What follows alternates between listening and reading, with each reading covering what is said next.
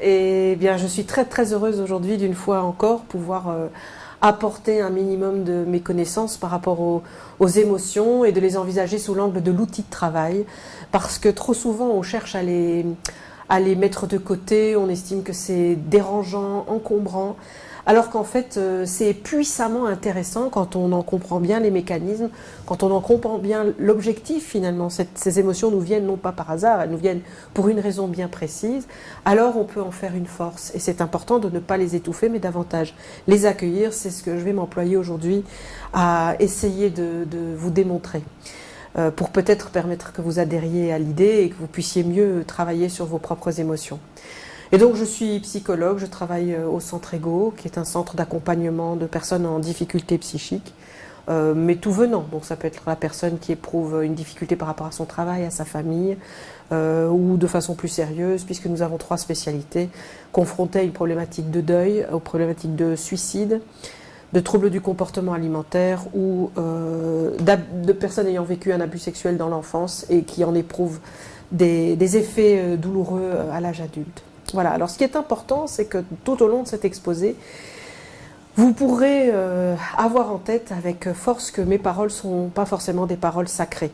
En gros, je suis juste une personne qui a une certaine expérience, qui a développé certaines compétences à travers des formations, à travers des études, à travers des lectures, à travers l'expérimentation même dans ma vie privée ou dans mon travail en tant que psychologue avec les personnes qui viennent pour que je les accompagne. Et donc cet ensemble de connaissances et de savoir-faire ou de savoir-être, je les partage avec vous, mais elles me sont propres. Et donc c'est très probable que ce que je vous raconte aujourd'hui, un jour je pourrais me dire que je me trompais, ou simplement que vous puissiez ne pas être en accord, parce que vous avez vous-même une autre grille de lecture. Alors c'est toujours important sur cette base de s'écouter, de vous écouter vous-même et d'aller vraiment chercher en vous l'adéquation avec ce qui est dit ou ce qui est rapporté. Ce que nous allons faire aujourd'hui en 3 étapes, c'est d'essayer de vous aider à comprendre les mécanismes d'une émotion, et ensuite d'aller chercher quelques pistes de réflexion sur la façon dont on peut les accueillir, les accompagner, et puis de vous donner aussi quelques éléments pour orienter votre pratique pour ceux qui seraient dans le domaine de l'accompagnement de personnes confrontées à des difficultés émotionnelles, mais aussi vos propres difficultés. Et ce qui est important de faire, alors c'est très en vogue, on en parle beaucoup, la pleine conscience, le mindfulness, d'être ici et maintenant, on en parle beaucoup. Mais je pense que nous ne sommes pas finalement si nombreux à l'appliquer de façon régulière, assidue. L'idée n'est pas forcément de s'asseoir 3 fois par jour en disant là maintenant je me donne un quart d'heure de pleine conscience, mais c'est aussi d'avoir le réflexe de le faire dans les moments où on se sent bouleversé. Quand je parle de bouleversement, il est clair que je fais allusion aux émotions, mais quand on se sent bouleversé à un moment, il est important de pouvoir s'asseoir, quand c'est possible évidemment, mais de prendre un temps pour s'asseoir et de réfléchir, et d'aller ressentir ce que le corps nous renseigne, pour vérifier si on est bien sur cette émotion que l'on pense avoir éprouvée, que l'on pense éprouver, et que le corps parfois vient nous renseigner que c'est autre chose qui se vit. Mais d'être là, à l'écoute, ici et maintenant, pour ne pas non plus se laisser submerger par cette émotion et de garder un minimum de raison, de rationnel à disposition pour pouvoir travailler. Okay ? Imaginons que je sois là avec vous dans votre environnement immédiat et que je vous propose un petit jeu. En disant, ben voilà, mais on va imaginer aussi qu'il y a du public, hein, que vous n'êtes pas seul, qu'on est dans votre salon avec une dizaine de personnes, certaines que vous connaissez, d'autres que vous ne connaissez pas du tout, et puis je vais vous proposer un jeu en disant, voilà, l'idée c'est de faire une petite scénette dans laquelle j'aurai besoin d'un homme et de 4 femmes pour faire une petite parodie d'une chanson de Claude François. L'homme, évidemment, serait Claude François, et puis les 4 femmes joueraient le rôle des Claudettes. Dans cette perspective-là, vous feriez évidemment partie des candidates potentielles que je vais tirer au sort, et c'est aléatoire, c'est moi qui vais décider. Et je mets une série de critères. Alors, soit vous êtes joueur, et vous aimez danser, et vous aimez parodier Claude François, et vous allez éprouver probablement de la joie en disant « chouette, voilà un petit jeu qui m'intéresse beaucoup ». Soit vous êtes plutôt timide, vous n'aimez pas trop vous mettre en avant. Il n'est pas improbable que vous espériez avec force conviction qu'on ne tombe pas sur vous, que je ne sois pas le doigt qui va dire « c'est vous qui allez jouer le rôle de la Claudette blonde qui était sur la gauche en 2e ligne ». Et là, alors, vont se vivre toute une série d'émotions.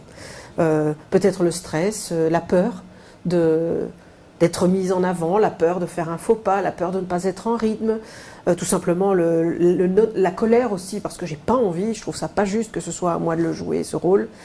Et ça va se mélanger. Et puis à un moment, pour peu que je dise, ah mais finalement je ne prends pas les personnes avec les cheveux longs, ou je ne prends pas de personnes avec les cheveux courts, ou pas de personnes avec des lunettes ou un foulard, et vous portez un de ces éléments où vous correspondez à une de ces caractéristiques-là, le fait que j'annonce que ce ne seront pas ces personnes-là qui seront sélectionnées, peut faire descendre la charge émotionnelle qui était la vôtre. Alors si c'était la colère ou la peur, tant mieux, vous retrouvez une forme d'équilibre.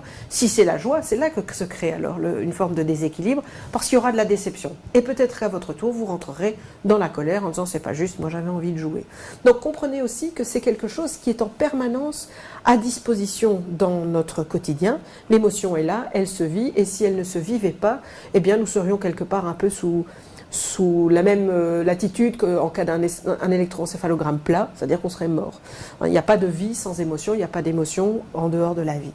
Et ce qui est important donc dans le petit exemple que je vous situais là, c'est de comprendre que ce ne sont pas tant les événements qui émeuvent les hommes, mais que c'est l'idée qu'ils s'en font. Ça, c'est une phrase qu'on attribue aujourd'hui dans nos temps modernes à nous, à Lazarus, alors qu'en fait, quand on scrute un peu les anciens, on se rend compte qu'Épictète disait à peu près la même chose, un peu différemment, mais il disait la même chose.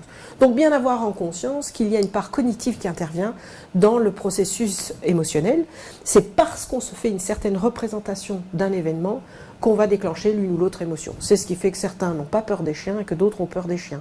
Ceux qui ont peur des chiens pourraient avoir dans leur vécu propre une morsure, par exemple, ou avoir été le témoin d'une morsure, ou d'avoir entendu parler d'une mère, d'un grand-père, d'une sœur qui a été méchamment mordue, ça a été très douloureux, il a fallu l'emmener à l'hôpital, X points de suture, et du coup ça peut déclencher une émotion de peur.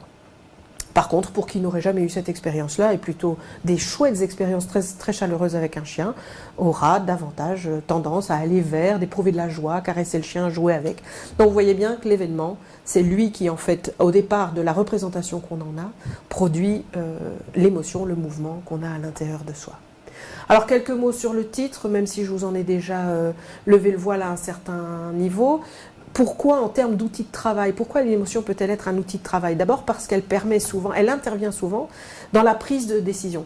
Sur une base d'autoréflexion, elle guide nos comportements. Vous voyez, je vous ai mis une petite illustration d'une image quand vous êtes en train d'acheter un vêtement ou même autre chose. Mais ici, en l'occurrence, j'ai pris l'image du vêtement parce que c'était peut-être plus simple à expliquer. Vous êtes face à deux vêtements, mais quelque part c'est celle qui va vous mettre, c'est la blouse qui va vous mettre la plus en joie, qui va amener ce sentiment de joie, c'est agréable, ça va être beau, je vais être belle, je vais me sentir bien. C'est ce mouvement-là qui va faire que vous décidez. Par contre, si un autre chemisier, quelqu'un vous montre, et celui-là ça t'intéresse, si par exemple ça vous rappelle quelqu'un que vous n'appréciez pas du tout, vous pourriez juste dire non, mais c'est précisément parce que c'est rattaché à un souvenir réputé moins agréable que vous ne porterez pas votre choix sur ce vêtement-là. Donc ça guide nos comportements d'une façon ou d'une autre. Ça facilite aussi la communication, en tout cas ça nous donne des indications. Quelqu'un qui est extrêmement souriant va davantage appeler à une forme d'attirance. On est plus tenté et enclin à aller vers quelqu'un qui sera joyeux. Donc si on veut entrer en relation avec quelqu'un, le sourire s'impose. Et le sourire va déclencher quelque chose d'agréable chez la personne en face.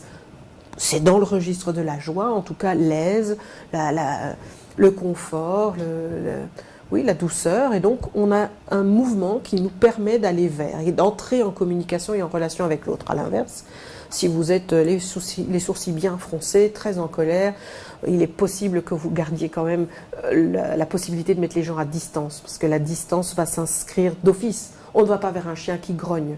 De même, quelqu'un qui a l'air très contrarié, on évite de l'aborder de peur de le contrarier davantage.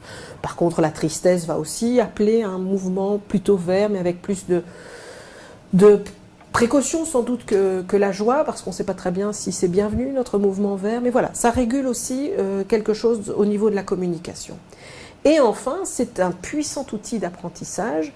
Je ne ferai pas ici l'apologie forcément des comportements qu'on a testé à l'époque de Pavlov ou autre, mais on sait quand même que quand on ramène un renforcement positif ou qu'on apporte un renforcement négatif et donc moins agréable, on peut amener des comportements à se répéter ou certains comportements moins adaptés à s'atténuer, voire à disparaître. Donc, on l'a vu ici, je mets d'ailleurs plusieurs exemples. Le plaisir qu'on a d'apprendre, par exemple, d'où l'importance d'être parfois plusieurs pour certains apprentissages. L'importance, l'effervescence dans un groupe, l'enthousiasme favorise les apprentissages.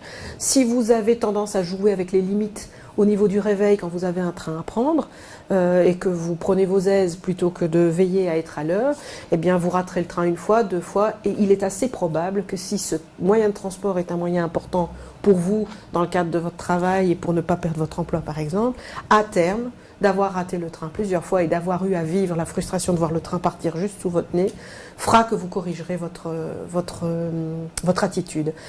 Et puis dans le monde animalier, mais comment fait-on pour qu'un chien finisse par nous donner la patte quand on veut l'éduquer? Eh bien on tend la main, on lui prend la patte, on donne un petit morceau de sucre et ou un biscuit, peu importe.